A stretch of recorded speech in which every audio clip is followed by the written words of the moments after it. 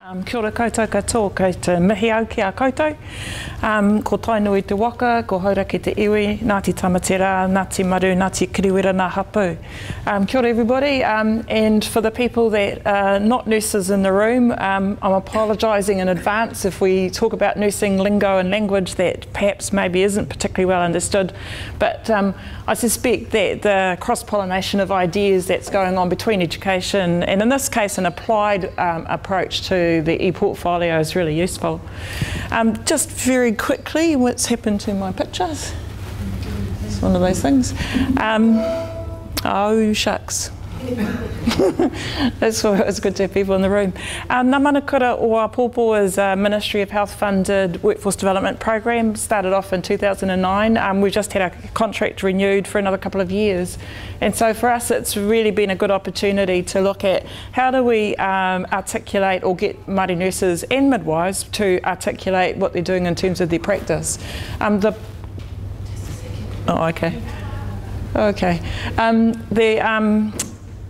Programs focused on nurses in all scopes. Midwifery at the time when we presented the idea weren't so keen on using it. That might change over time. And I guess the interesting thing at the moment is that there's a little bit more of a move on the part of regulators to introduce e-portfolios as a way of assessing competency in the health workforce. So I think PGY1 and 2, the junior doctors, and some aspects I think in general practice are looking at different methods of being able to assess things. Right. Let's just switch to you. What's that, sorry? I can. Okay. So technology's not my friend today. So I'll just talk a little bit. What we did is we started off, DHBs have adopted Moodle quite rapidly, I guess, over the last few years, and it was seen as an opportunity to put some of the mandatory training and things we did into a package of learning that didn't require people to come out of the clinical workspace. So we had Moodle learning programs for Africa. What we haven't done is associate that and link that through to the e-portfolios, and I know that Anne's here and maybe we'll talk a little bit about what the Midlands DHBs do, but essentially we picked up one part of the pieces but didn't go to the whole hog. We've decided that some of the traditional methods of nurses, particularly Māori nurses, being able to articulate what they do in clinical practice doesn't lend itself very well to writing. So as a culture that's more akin to writing about, talking about what we do, we wanted to be able to have some different options in terms of multimedia, and so that had some appeal in terms of the Mahara format. We started off with a bit of a pilot with a small group of nurses, and we thought this is working really well for us, and we actually engaged Nursing Council, our regulator, and some other key stakeholders in a bit of a project group to develop things and take things a little bit further. And as a platform, Nursing Council have approved the e-portfolio process as a way of nurses who are being asked to demonstrate that they're competent, that the system is usable. And it's because it's got some of those checks and balances in there about authentication of the evidence, a system for people being able to give feedback, and if you don't like the feedback, it leaves a trail if you try to rub it out, and those sorts of things. Right. Is life going to work for me? Okay. So we started in 2011. We sort of developed things a bit further by 2013. We were lucky, I guess. We started off being able to get. I should have used mine. And we had a bit of an award in 2013 as a beginning of sort of the development and the application of the program in a regulatory space. And we'll get there in a minute. So what we changed as part of the portfolio is we customised it to meet, if you like, nursing and the regulatory requirements for nurses demonstrating competency. Portfolio is designed for people to demonstrate they're competent, not that they're expert in something. And within nursing circles, you know, that you have your new graduate should be competent from the get-go, but then you have people over time that attain different levels of expertise. it can be designed to do that, but we decided competent was where we wanted to be. We just created some templates, different collections, put together some processes for tracking and tracing assessor feedback. We've added in reporting fields that not all of them are operationalised at the moment, that align with the Nursing Council data fields. So eventually the idea is that we can start to do some benchmarking and some comparative analysis, particularly around some of the demographics with Nursing Council data, which is probably the best data set for the nursing workforce. Developed some new user guides, and we adapted everything like you do to be able to fit it onto your cell phones and your smart sort of devices and things like that. So it was easier for you to actually be able to collect your evidence and put it straight in there. And I did hear there's probably some new apps and things that we could work on as well. We good now? Right. It's all right. This is the site. So the site was initially for Māori nurses. And what happened is that we started to get quite a lot of interest in the sector. Please stay. And people started to sort of want to participate in it. And I guess there was a little bit of sort of stuff at the beginning about, can people who are not Māori be part of this? What we've also been able to develop over time is institutions within the site. So we do have a number of institutions in there, including the Canterbury DHB, who probably are one of the biggest sort of people to pick things up. Lorraine Hetaraka-Stevens isn't here at the moment, but she's the new nurse director for ProCare, so ProCare are also looking at adopting it for all their nurses in general practice. Competency pages, very similar to the stuff that people have seen previously, and again ours are all based upon what the actual wording is for the competencies for the various nursing scopes of practice, so word for word stuff, and it gives an opportunity for people to put in what they think.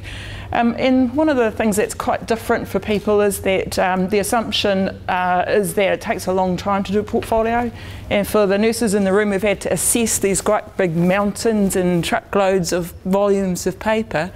They make a struggle. It's a bit of a struggle for people to go from this to that, and surely I've missed something out.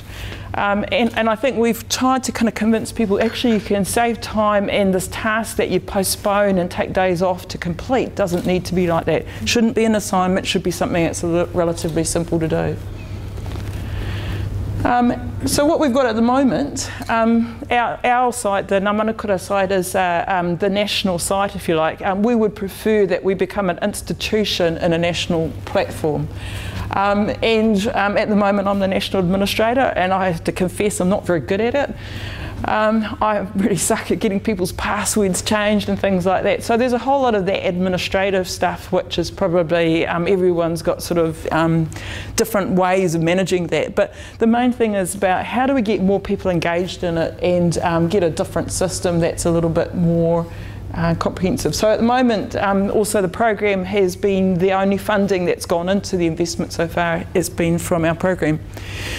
So what we wanted to do is have a generic site for everybody. We thought that it would be easier within the Mahara system to have different institutions to come in and contribute. So I likened it to everyone sort of as flatting together. You can you get the same utilities, the same structure and processes, but you can customise your site the way that you might like it with your logo and your bits and pieces. And also the advantage when we've got students and people coming from tertiary institutions that are accustomed to Moodle DHBs that are using it, and more DHBs that are moving towards Torture. Kind of still a little bit of a way off, but we're trying to get a bit smarter. And by doing this, we all, collectively support improvement in the future. It also gives a way for all nurses to kind of figure out who they'd like to join, and so you can go from one institution to another, somewhat dependent on actually having them in there. So we've developed up a national site. It's not live yet. The plan is that it will be, and I'll come to some of the challenges. And we've tried to keep sort of our theming just to recognise the origins, but we've sort of transformed it a little bit so people say, oh, it's that blue screen. And just to recognise the nurses from ATNR and Northland DHB who posed for us for this. And so the format's very similar to things that people have seen already. But we thought, you know, in terms of the discussion around, you know, why is this a good idea? I think, you know, it does help us to create portfolios. I think, you know, the public's probably pretty interested in knowing that the workforce that's caring for them is competent. You can update things easily, as opposed to most people put it aside for 5 years and then come back to it. The multimedia evidence, I think, is really useful. We have done some sessions, and I do things with, you know, when you're looking after your patients, probably not good to take a selfie when you've got someone in the background in the bed. But we have guidelines around social media, which is part of the code of conduct for nursing as well. If we have things located in one space, it can move around, the nurse can move around, but your stuff stays in one place. And I guess this is a danger when we start to have multiple different portfolios in different places. You've got to export, import, those sorts of things. At the moment, I guess listening to the discussion about what's happening in tertiary education, you know, the transferability and also, you know, with new grads coming out, it's normal, has been quite useful. And there has been a bit of a project we've had with third-year nursing students at Massey University as well, so how that works for them. And I think the sharing securely, now some of our users probably don't realise if you tick that box, everyone gets to see your stuff. But as it turns out, some people want it like that. So we're starting to see increasingly people using it as an opportunity for getting jobs. So if, you know, people want to know a bit more about me, I can send my CV, but actually sometimes sending my portfolio might be more useful. So I suspect we'll probably start to see that being used a lot more in the future. I'm a big fan of things being a bit more environmentally friendly, and when you see the truckloads of paper that people put around the place, and you know, we've tried very much to kind of make it easy and intuitive to decrease the time that both Christina and I have in sorting out people's issues. And we know it's open source, so the original thing was not to create a barrier for nurses to be able to do this, but I mean there are some business reasons why we need to actually think about that. But really, if you're part of a registered organisation, there shouldn't be a cost. And we're not as fortunate as education where your ministry pays for it. Ours does not, and doesn't have an interest. So I mean, I think that might change over time, but right now, you know, we're sort of in a different place in terms of how do we have a sustainable process here. But ultimately for nurses, it's about how do you share your stories, how do you share examples of your practice, how do you articulate and describe things and share that with others. I think really for the health providers and organisations, and this is coming from being an ex-director of nursing, where you see an industry of portfolio assessment that's created, there's some opportunities to decrease and minimise some of the transaction costs there. But you can sort of help people get started. There's some stuff in there that's really easy to get going. You can blend it into your systems. And I think, you know, as a being able to see the back end of things and look at some of the statistics and potential reporting functions, I can see who's doing what, where and when. And when people, you know, at the moment are trying to figure out competency, it's a bit of a long-winded process. Someone's got a spreadsheet somewhere to find out who's up to what. But I think that the reduction for me about indirect and administration costs probably is one of the selling points, which I don't think probably as DHBs who are in those pyramid structures are very good at understanding. And so really for a small fee. Probably the area we haven't explored as much is the benefits for assessors, but I think the story that Claire told about having a boot full of portfolios to take away, and not having been able to do that. Most of those portfolios are pieces of information repeated, generally against extra competency, whereas in here, you know, you can sort of link them all a couple of times. And I think that with assessors, you can start to develop some processes for moderation. So if you're in a particular area of specialty practice, you can have that same conversation about how does that look for you, that kind of thing, and even for preceptors and other people. And I don't think that we're particularly good at giving feedback. While nurses say that that's what we want to do, actually we're not very good at it. And I think the medium might lend itself to people being better about that. So I think we use the written word a lot, but I think we think a little bit more about it if we actually have to put it into something like this. So some of the challenges. While we pride ourselves in health and being really good with technology, the average age of our nursing workforce is about 50-something, and some of the ability, I think, for people to adopt technology is not as good as what we'd think. And if we're looking more at our target audience, particularly for Māori nurses that perhaps we're in rural communities, primary care, not having the same access to supports to support around, you know, the IT development. Finding champions and super users. I think on the whole we've done that reasonably well. So Suzanne and others have come with us for the journey. But you do need to find the people that think, wow, this is a good idea, and to kind of get people upskilled and to sell that to their constituents. Training and tech support, I don't know what we would do without Christina, who's accessible lots of the time. And I think one of the other challenges is the development of multiple portfolios. So we confuse our audience by having multiple different ways. So the part that makes this an advantage by using a consistent platform is people will get to learn to use it. I go here, I can still use it, and people do move around. So we've done a lot of things to kind of make and encourage people to pick up putting their portfolio into this format. Some of it works well, some doesn't, but you know, it's that kind of, we can take the horse to water, we still haven't got them to drink. There's a resistance, if you like, to most things around change, so you have to think about the change management that goes along with it. You can't just change a technology and expect people to use it if you don't change the surrounding systems and processes. And at the moment, when we have all these options, you know, that's how we do it here. This is a minority of the way that that's happened, so we don't do it like that.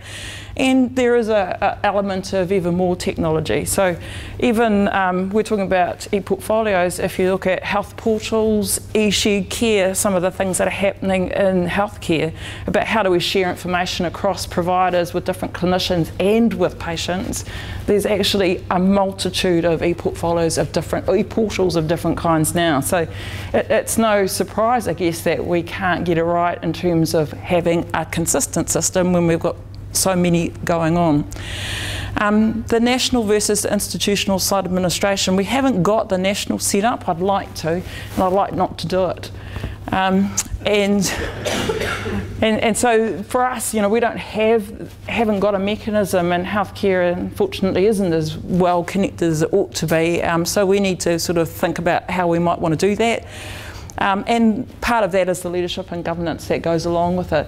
So, you know, if we're going to have one house, if we're going to make a decision around how we're going to change stuff in it, you know, we need to have some systems about that, and then make sure that we still remain consistent with regulatory standards.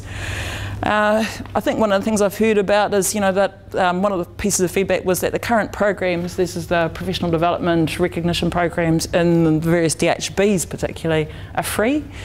You know, free implies that I'm not giving you money, but actually there's a cost attached to having those things in place.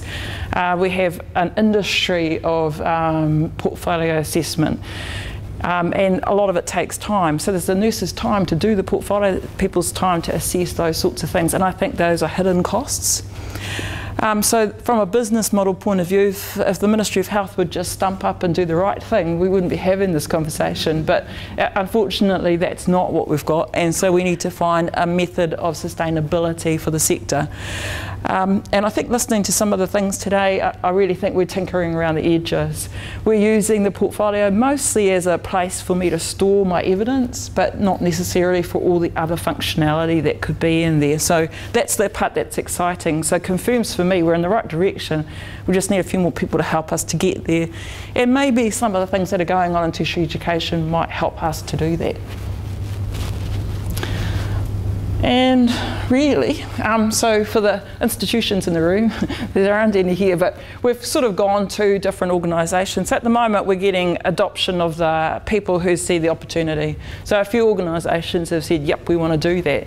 And you don't have to have a machine to do stuff, but it will decrease, I guess, some of the things that people are doing now in terms of better use of time. And hopefully that will pay off in the longer term. So if I haven't convinced everybody that's from an institution, that's where we're up to. So thanks very much.